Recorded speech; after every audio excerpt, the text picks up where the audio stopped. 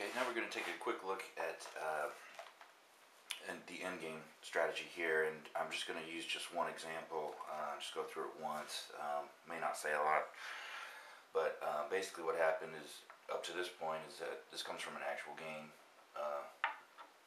The king had moved here, and black had moved there, and basically this is a forced win situation where white's going to win. We're now in the end game. There's two outposts here. These could also be potentially used as outposts to help the king out. That's why he's moved over in this general area. They're attacking these two rows that are adjacent here to that corner. So let's see. The next move that was made was that one, and of course he's just opening this up, but the main thing he's doing is he's attacking this piece to get to here. So black has to move. That's the best move for black to prevent to get out of check there. And then now he's come here, and now he has his two helpers helping him here, and he's attacking this square. And also what's beneficial, what you also need to know, is that there's no black pieces here, so that's going to help him. Having these two open is going to help the king get there. Okay. So now, of course, he only has one move that he can make, and that's there. And then now the next thing that you want to do is you want to move here, because once again, I said you're going to use those to help you get there. So black is behind in tempo right now, and so what he opted for in this situation was, let's see,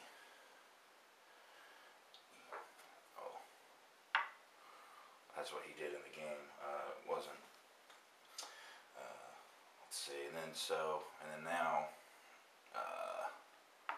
so that's the next move, because now see, he's making black address this, so that white's next move is going to get rid of this guy. So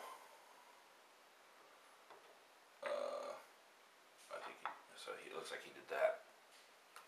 And then of course now he's done that, and then black just has to move any of these pieces. The game's already won, so then he wins on his next game. So that's the end game. That shows you that the white side used the king and two men to attack an isolated pawn on the edge. So that's how it's done. There's a little exercise that here I'm going to try and improvise for you here, that you could do, you could practice to show it. Basically just not worry about any stuff over here. I've just kind of closed off this section of the board to show you how an end-game concept that you could either practice or watch over again. But so basically, let's say it's the king's move. So here, in order to now this pawn's isolated on the edge of the board. The king has an open thing here, a square here to help him out, and which he's going to need. So as soon as he moves there, then the next move has got to be there, because he wants to move this piece next and have black have to address that. So now black maybe wants to come down here. Maybe you see that often, and then now he's getting rid of this piece, but he's using this to help him, because now black has to address that piece. I mean that check. So maybe he'll come down like that, and then now it doesn't matter what black does. White's won the game. So that's how it's done. That's how the end game. That's 100% of the time when you're playing a good player. It's not easy to get in that situation. You have to work really hard for it. Then the next thing I wanted to mention, the last thing about endgame, is a statistic.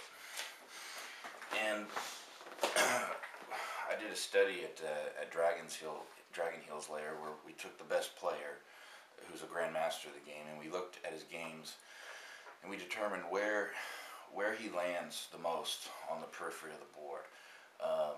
And you really have these 5 options, because when you go further than it's repeating, you know. This is 3 squares away from the corner, and this is 3 squares away from the corner. So you only have these, you know, and they keep repeating around the board. So which out of these squares did he land on the most? Obviously, you can't land on the corner when you're playing to the edge, because the only way to get to the corner is if the king's already made it to the edge. You know, you can't get to the corner otherwise.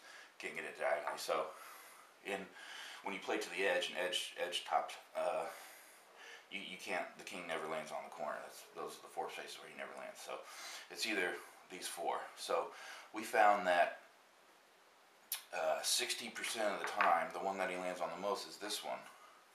And well, it's not by coincidence, but it may be very, very interesting to you that, remember, this is the half-open file at the beginning of the game.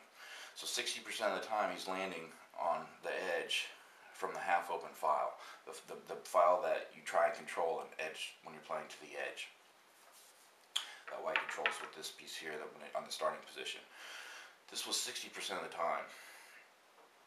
The next one that he lands on the most is this one, and that's half of what he lands on this one twice as more as this one. This one was only 30% of the time, and then he landed on this one 10% of the time.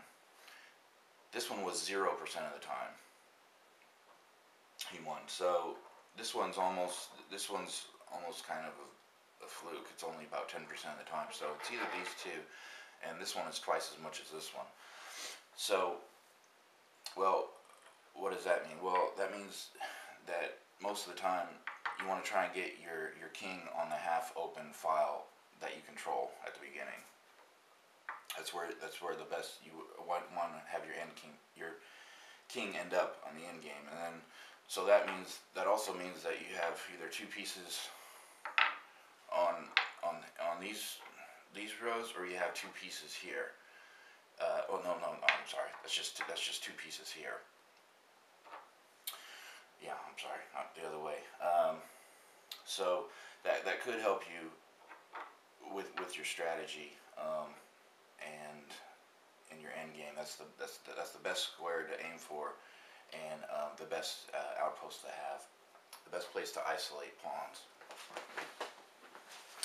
And next we're going to look at, start looking at some actual games of Masters. I'm just going to look at 2 games only. One where one of the Masters played black, and one where the Master played white.